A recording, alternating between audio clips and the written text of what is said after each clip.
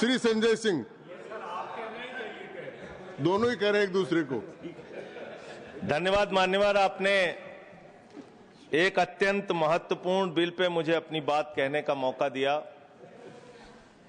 मैं जैसे उदय प्रताप जी की चंद पंक्तियों से अपनी बात शुरू करूंगा। न मेरा है न तेरा है, ये हिंदुस्तान सबका है, नहीं समझी गई ये बात तो नुकसान सबका है। न तेरा है न मेरा है, ये हिंदुस्तान सबका है, नहीं समझी गई ये बात तो नुकसान सबका है। जो आकर मिल गई इसमें वो दिखलाई नहीं देती, जो नदियां मिल गई इसमें वो दिखलाई नहीं देती, महासागर बनाने में मगर एहसान सबका है।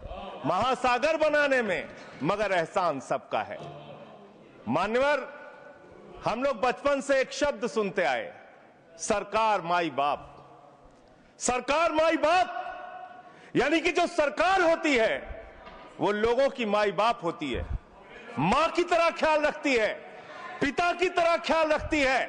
लेकिन अगर कोई सरकार अपने बच्चों को उसका गला घोटने पे उतारू हो जाए तो वो फिर सरकार निष्पक्ष सरकार नहीं है, नहीं है मान्यवर।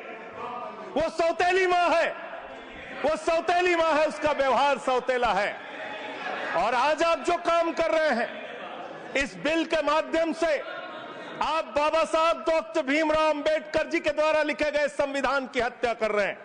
और ये बात मैं इसलिए कह रहा हूं कि बाबा साहब डॉक्टर भीमराव अंबेडकर जी ने संविधान की धारा 26 में लिखा, धार्मिक मामलों के प्रबंधन की स्वतंत्रता, धार्मिक एवं धर्मार्थ उद्देश्यों के लिए संस्थाओं की स्थापना एवं रखरखाव करना, धर्म के मामलों में अपने स्वयं के मामलों का प्रबंधन करना, चल एवं अचल संपत्ति का स्वामित्व एवं अधिग्रहण करना तथा ऐसी संपत्ति का कानून के अनुसार प्रशासन करना।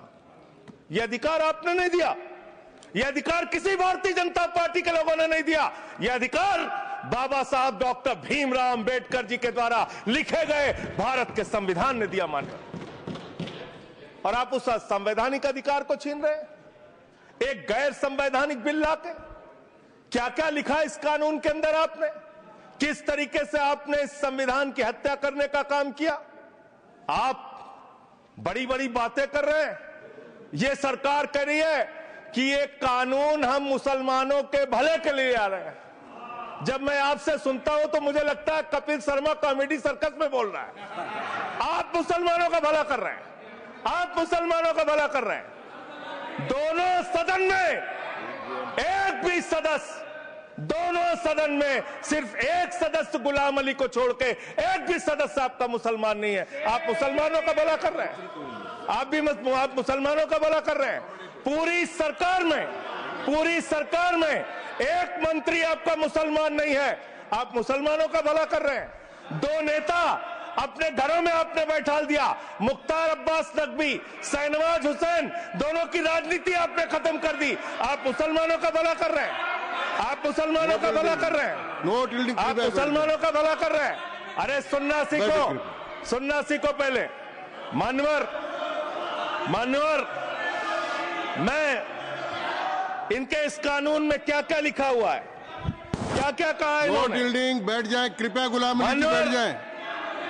धार्मिक संपत्तियों को यह बिल कब्जा करने की नापाक कोशिश है। इतनी और धार्मिक संपत्तियों को सदन में इतनी कब्जा करने के लिए सदन में इतनी शांति है कि आराम से आप बोलोगे तो आराम से बोल रहा हूं सर। हाँ। आप बैठे हैं तो आपको देख के वैसे ही आराम आ जाता है। आपको देख के मैं वैसे ही आराम में रहता हूं सर।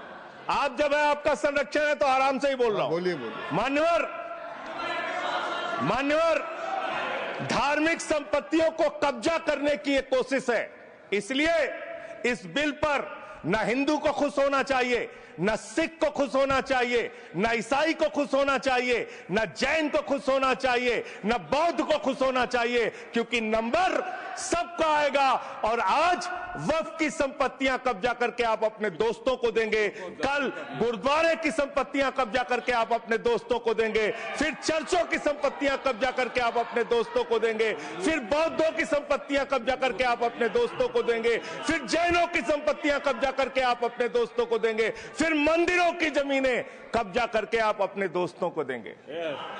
आप तो वो लोग हैं जिन्होंने प्रभु श्री राम के मंदिर में भी घोटाला किया। मान्यवर, प्रभु श्री राम के मंदिर के जमीन में घोटाला किया। मैं कागज दूंगा सर, मैं कागज दूंगा। बंद कर दिया मैंने। ये लोग राम मंदिर में घोटाला करने वाले लोग हैं, राम मंदिर की जमीन का चंदा खाने वाले लोग हैं सर। ये लोग 2 करोड़ की जमीन 5 मिनट में 18 करोड़ में बेची सर इन लोगों ने। 16.5 करोड़ का घोटाला किया, 18.5 करोड़ में जमीन बेची।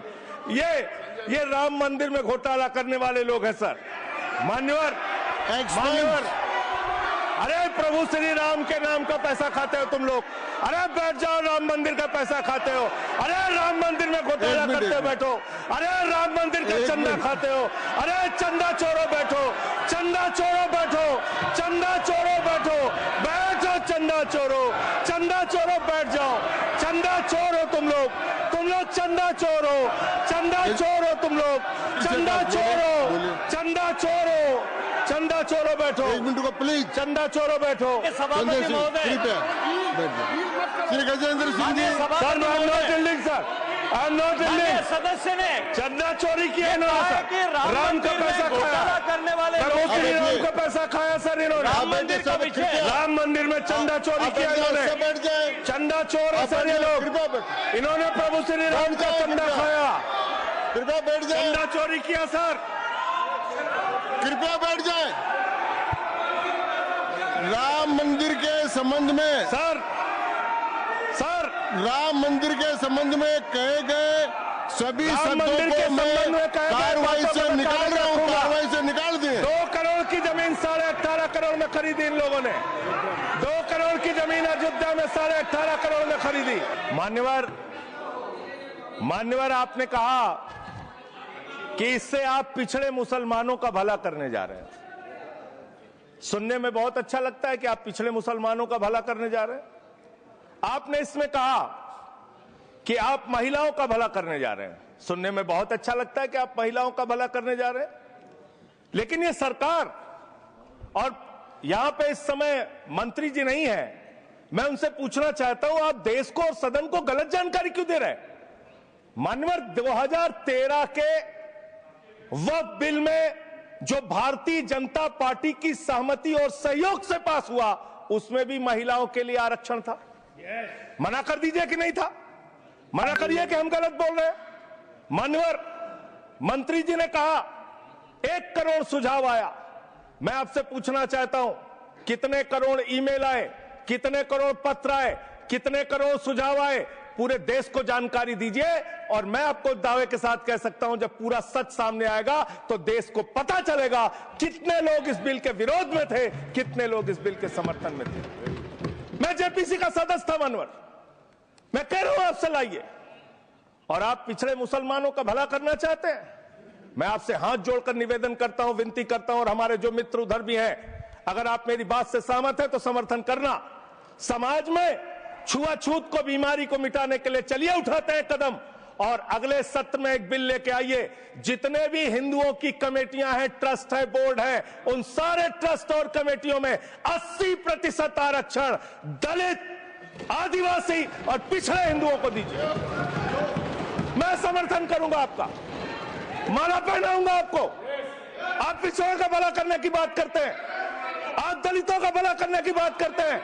आपकी मातृ संस्था आरएसएस 100 साल तक आपने एक भी दलित, पिछड़ा और आदिवासी, एक भी महिला को आज तक आरएसएस का प्रमुख नहीं बनाया। आप दलितों और पिछड़ों और आदिवासियों की आरएसएस के बारे में भला करने की बात करते कर हैं। माननीय, इस बिल में क्या लिखा है? आप जो भी बातें इस विधेयक के अलावा बोलेंगे, उन सब को मैं एक्सप्लेन करूंगा। क्या सच नहीं है? क्या ये सच नहीं है? सर, मेरा टाइम रोका जाए। और सर, बिल के बारे में बात करते हैं माननीय मंत्री जी ने कहा आज आप इस बिल को पास कर रहे हैं, आज आपका सीना चौड़ा हो रहा है, आपको लग रहा है एक धर्म के अधिकार को आप छीन रहे हैं। नहीं, कल को आप सभी धर्मों की धार्मिक संपत्तियां छीन के आप अपने दोस्तों का देने का काम करेंगे। मैं फिर इसको दोहरा रहा हूं और फिर इसको कह रहा हूं कि आप ये करेंगे, धार्मिक संपत्तियों के कब्जा करने का काम करेंगे। और किसी गलतफहमी में मत रहिए, आपको लोकसभा के चुनाव में मात्र 36% वोट मिला है। इस देश की 64% आबादी आज भी आपके खिलाफ है, आज भी आपके खिलाफ खड़ी है। किसी गलतफहमी में मत रहिए। बड़ी बड़ी सत्ता उखड़ गई और चली गई। मान्यवर, आपने इसमें लिखा बिल के अंदर कि वक्फ कमेटी के अंदर गैर मुसलमान इसका सदस्य बन सकता है। आप क्या गुरुद्वारा कमेटी के अंदर गैर सिख को मेंबर बना सकते हैं? क्या ईसाई कमेटी के अंदर गैर ईसाई को सदस्य बना सकते हैं? क्या बौद्धों की कमेटी के अंदर गैर बौद्ध को, क्या जैनों की कमेटी के अंदर गैर जैन को आप मेंबर बना सकते हैं? और इतना ही नहीं, क्या आप हिंदुओं के ट्रस्ट में, मंदिर के ट्रस्ट में आप क्या गैर हिंदू को मेंबर बना सकते हैं? नहीं बना सकते, नहीं बना सकते। आप एक झूठ फैला रहे हैं देश भर में, देश भर में झूठ फैला रहे हैं। आप कह रहे हैं, ये मैं पढ़ रहा हूं राम मंदिर का, सर, राम मंदिर ट्रस्ट। झूठ शब्द असंसदीय है, जो असंसदीय शब्द है उनको निकाल दीजिए। सत्य से परे, सत्य से परे। सर, ये प्रभु श्री राम के मंदिर का ट्रस्ट, मैं इसका समर्थन करता हूं। नहीं, आप सर, मैं इसका समर्थन कर रहा हूं। ये सब्जेक्ट नहीं है सर, समर्थन कर रहा हूं। सुन तो लीजिए, आप कहे से नहीं सुनूंगा। डिस्ट्रिक्ट मजिस्ट्रेट प्रोसीडिंग में नहीं आएगा सर, मेरी बात तो बिल्कुल नहीं आएगा। सर, मेरी बात सुन लीजिए। घनश्याम जी प्लीज, चेयरमैन साहब, district magistrate of Ayodhya will be ex officio trustee who will be a practising Hindu. If the DM is not Hindu, then additional district magistrate will be an ex officio member of the trust. हम इसका समर्थन करते हैं sir. Hindu धर्म के trust में हिंदू को member होना चाहिए, आपने लिखा, हम इसका समर्थन करते हैं। लेकिन आप दूसरे धर्मों के ऊपर कह रहे हैं। कल को आप गुरुद्वारा कमेटियों में कहेंगे सिख नहीं, दूसरे धर्म के लोग इसमें आएंगे। कल को आप जैन कमेटियों में घुसड़ेंगे, बौद्धों की कमेटियों में घुसड़ेंगे। ये बात गलत है, ये पूरी तरीके से गलत है। और आज पूरे देश को आप बताइए, मान्यवर, पूरे देश को आप बताइए, 2009 में आपने अपना घोषणा पत्र जारी किया था, मैनिफेस्टो। ये मैनिफेस्टो आपका लेके आया हूं, ये तो आपका डॉक्यूमेंट है, मेरे घर नहीं बना। इस मैनिफेस्टो में लिखा है इन्होंने कि 2009 के मैनिफेस्टो में लिखा है कि वक्फ की जमीनों पर जो अवैध कब्जे हुए हैं, के.आर. रहमान की कमेटी की रिपोर्ट के हिसाब से हम मुस्लिम धर्म गुरुओं के साथ बातचीत करके उसको खाली कराने का काम करेंगे। कितना दोहरा चरित्र है आपका। आपने कहा वक्फ की जमीनों को खाली कराने का काम करेंगे जिसपे कोई और कब्जा कर रखा है। मान्यवर, एक और बात, सुप्रीम कोर्ट के अंदर आप कह रहे हो कागज चाहिए, कागज चाहिए। मंत्री जी ने कहा कागज चाहिए। मंत्री जी, आपको कागज की बहुत जरूरत होती है, कागज आपको चाहिए। आपकी सरकार ने 2020 में, ये पूरे देश को देखना चाहिए, पूरे देश को सर, 2020 में मैं जेपीसी का मेंबर था, ये कागज वहां मिला मैं 2020 में सुप्रीम कोर्ट में। सर, आप, मेरी बात नहीं आ रही सर, मेरी बात नहीं आ रही। 2020 में मान्यवर, इस भारत की सरकार ने, मोदी जी की सरकार ने शपथ पत्र दिया सुप्रीम कोर्ट में। से क्या लिखा हुआ है? 99% वक्फ की संपत्तियां डिजिटाइज हो चुकी हैं। मुख्तार अब्बास नकवी साहब आपके मंत्री थे, उनका बयान है 100% वक्फ की संपत्तियां डिजिटाइज हो चुकी हैं। तो जब आप सारी संपत्तियां डिजिटाइज कर चुके हैं, सब कुछ ऑनलाइन कर चुके हैं वामसी पोर्टल में, सारे कागजात जांच चुके हैं, तो क्या आप फसाद कराने के लिए फिर से कागज मांग रहे हैं? फसाद कराने के लिए, आप फसाद कराने के लिए कागज मांग रहे हैं। आप फसाद कराने वाले हिंदू हैं, हम सौहार्द फैलाने वाले हिंदू हैं। यह बुनियादी फर्क है, यह बुनियादी फर्क है आप में। आप देश भर में फसाद, नफरत, लड़ाई, झगड़ा कराने का काम करते हैं। मान्यवर, मैं अंत में आप लोगों से सिर्फ एक ही बात कहना चाहता हूं कि आज सच्चर कमेटी की रिपोर्ट की बात कही गई और कहा गया 12,000 करोड़ की आमदनी हो सकती थी। एक सुझाव मैं पूरे सदन की तरफ से इस सरकार को देना चाहता हूं। 12,000 करोड़ की आमदनी की चिंता है वक्फ की, करोड़ों मुसलमानों की चिंता है आपको। एक अपने दोस्त को पकड़ के लाइए, नीरव मोदी को 20,000 करोड़ वसूलिए, 12,000 करोड़ वक्फ को दीजिए, 8,000 करोड़ अपने पास रखिए। 8,000 करोड़ का आपको मुनाफा होगा, 12,000 करोड़ वक्फ को दे दीजिए, करोड़ों मुसलमानों का भला हो जाएगा। मान्यवर, अंतिम बात कह के आपने कहा सच्चर कमेटी की रिपोर्ट से 12,000 करोड़ की आमदनी की बात कही गई है। अर्ध सत्य मत बोलिए, पूरा सत्य बोला कीजिए। सुविधाजनक सत्य मत बोलिए, पूरा सच बोला कीजिए। मंत्री जी, इसमें लिखा हुआ है सच्चर कमेटी की रिपोर्ट में कि भारत की सरकार ने, राज्यों की सरकार ने अलग अलग राज्यों में अलग अलग जगहों पे 365 वक्फ की संपत्तियां कब्जा कर रखी हैं। आप उसके बारे में नहीं बताते, आप अर्ध सत्य बोलते हैं। मैं तो जेपीसी का मेंबर रहा हूं, मुझे सब पता है। तो इसलिए मान्यवर, आप फैला रहे हैं झूठ, ट्रिब्यूनल के फैसले, बस खत्म सर, खत्म। असत्य, सत्य से परे मान्यवर, सत्य से परे मान्यवर। ट्रिब्यूनल के लिए आप कह रहे हैं उसको अपील नहीं की जा सकती। हाई कोर्ट का फैसला ट्रिब्यूनल के फैसले के खिलाफ आया है, सुप्रीम कोर्ट का फैसला ट्रिब्यूनल के फैसले के खिलाफ आया है। आपने कहा 5 साल का प्रैक्टिसिंग मुस्लिम होना चाहिए। कैसे प्रैक्टिसिंग मुस्लिम तय करेंगे सर? आप क्या मुसलमानों के घर में सीसीटीवी का कैमरा लगाएंगे?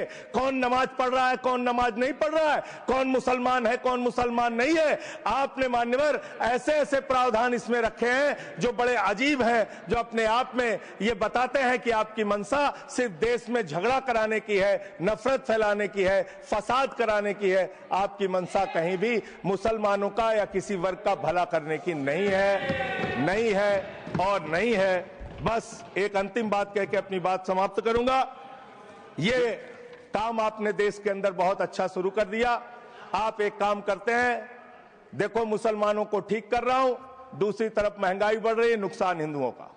94 लाख करोड़ रुपए शेयर बाजार में डूब रहा है, नुकसान हिंदुओं का। 11 लाख बच्चे स्कूलों से बाहर निकल गए, नुकसान हिंदुओं का। तो मुसलमानों को ठीक करने के नाम पर आप नुकसान देश के करोड़ों हिंदुओं का भी कर रहे हैं। इसलिए ये सब बातें करके देश में आप नफरत फैला के ये सब झगड़े फसाद के काम मत कीजिए। और अंत में आपसे एक ही बात कहना चाहता हूं, अभी भी वो मौका है इस बिल को जो गैर संवैधानिक है, जो बाबा साहब के संविधान के खिलाफ है, इसको वापस लीजिए। धन्यवाद।